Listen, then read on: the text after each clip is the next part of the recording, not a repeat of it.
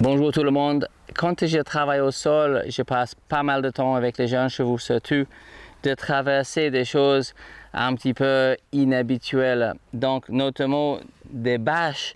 Mais quand je fais traverser des bâches, je n'utilise pas forcément des bâches, surtout au début.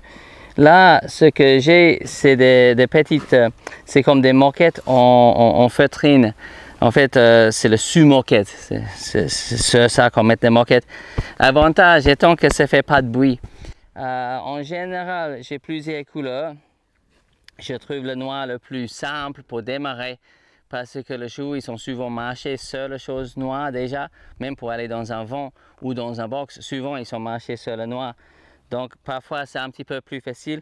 Bien sûr, avec les chevaux de CSO, le bleu c'est le plus compliqué s'ils ont déjà eu des expériences avec le bleu, que le bleu était associé avec trop de jambes et trop de cravaches et autre chose.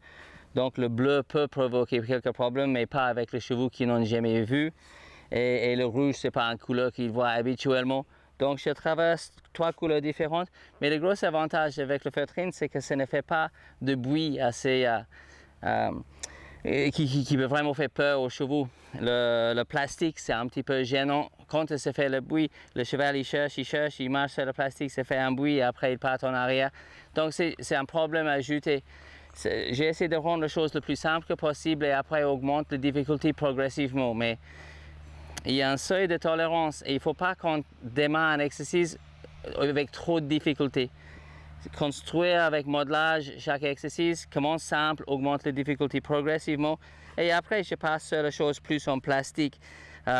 Donc là après, le vrai rivière de CSO, juste fais attention avec le vrai rivière de CSO que s'il y a un truc, un bordure sur le côté pour essayer de retirer de l'eau dedans, que le cheval ne va pas mettre son fer dedans et après part en arrière et tire la bâche avec lui et ça fait peur.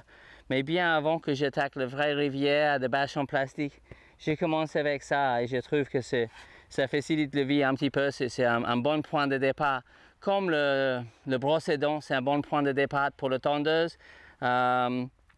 C'est pareil, commence avec quelque chose de facile, rendre le cheval confortable avec et augmente les difficultés progressivement. Personnellement, j'ai choisi des moquettes comme ça. Celles-là, ils sont 3 mètres par 2 mètres. Donc c'est une bonne taille, c'est le moquette avec lequel j'ai fait tout le stage. Je ne sais pas si c'est une marque particulière, mais eux, ça se vivre facilement un an. Donc un an, pour moi, c'est entre 50 et 80 stages, c'est beaucoup de passages. Au moins un minimum de 2 chevaux par stage qui veut traverser le truc 5-6 fois par cheval. Donc c'est assez résistant. Après un an, 18 mois, il faut le remplacer. Mais c'est vraiment pas cher comparé à le vrai rivière. Le bâche en plastique qu'on peut acheter un petit peu partout, qui fait beaucoup de bruit, c'est pas mal, on peut faire. Je trouve que c'est un petit peu trop dur pour démarrer, ça peut faire peur, donc c'est pas idéal. Et aussi, juste faites très attention quand vous commencez à avoir des trous, jette-le, ne continue pas parce que si le cheval s'attache le bâche sur ses pieds, c'est une catastrophe, ça va terroriser le cheval. Et comme on sait très bien, quand le cheval a eu peur de quelque chose, c'est difficile après de rendre le cheval confortable, donc mieux d'éviter. Dans tout ce que j'ai fait, j'ai essayé d'éviter le fuite, le danger, le peur, parce que ces choses-là entrent dans la mémoire du cheval assez rapidement et c'est compliqué à effacer. Donc fais en sorte que chaque expérience soit une bonne expérience, rendre la vie le plus simple et je démarre avec ces moquettes comme ça pour cette raison-là.